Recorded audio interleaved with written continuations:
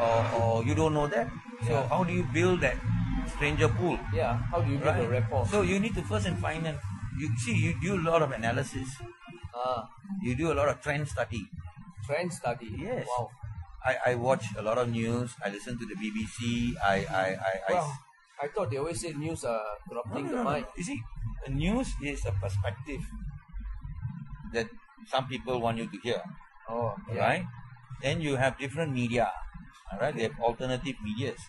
Okay. News is just because somebody says this is purple doesn't mean it is purple. Yeah. Okay. If somebody says it's actually blue.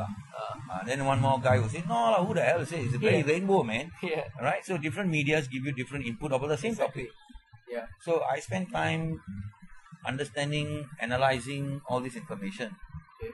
Then when I how see... do you use this information? I mean, a lot of people have information. You have the same information as me. See, correct. You know, I read more, I get information. You read more, you get more information. But see, what to do with all this information? Again, if you take information overload, it's also no good. This is the era of information overload. No.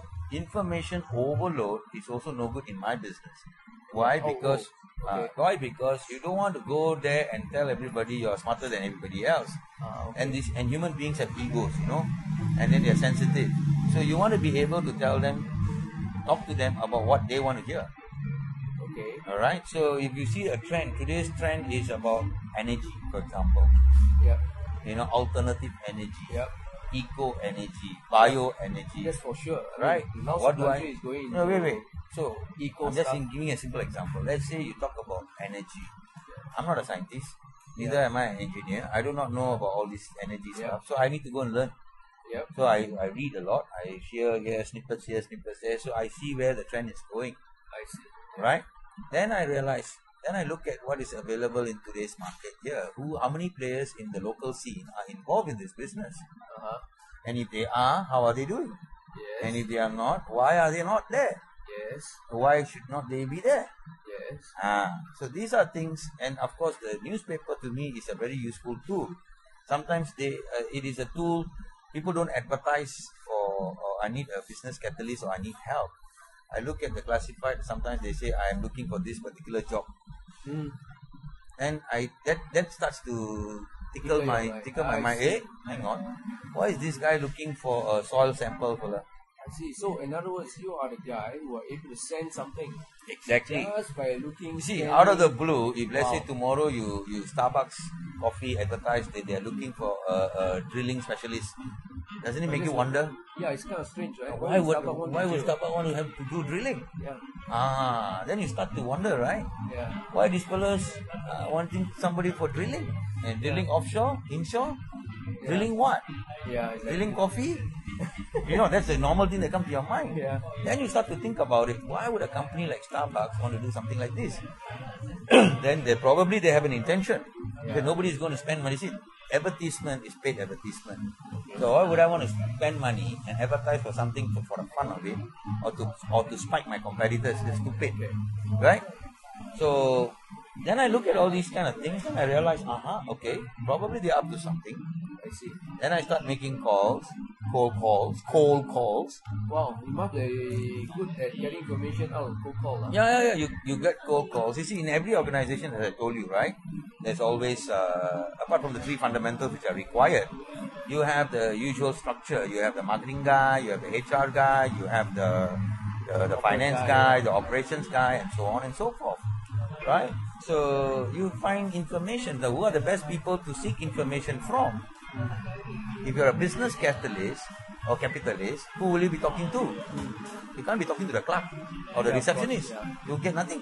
She'll probably give you the extension number for the subject. How do you make a cold call and get up and up and up? So you just straight go to the source. In every organization, there's either the marketing manager or the business development manager or the director of business development or somebody in charge who is in the process or who is in the position of expansion, who is looking at expanding the business, who sits in the responsibility, his or her responsibility would be to develop a product or to expand the business, look into new markets, etc., etc., etc.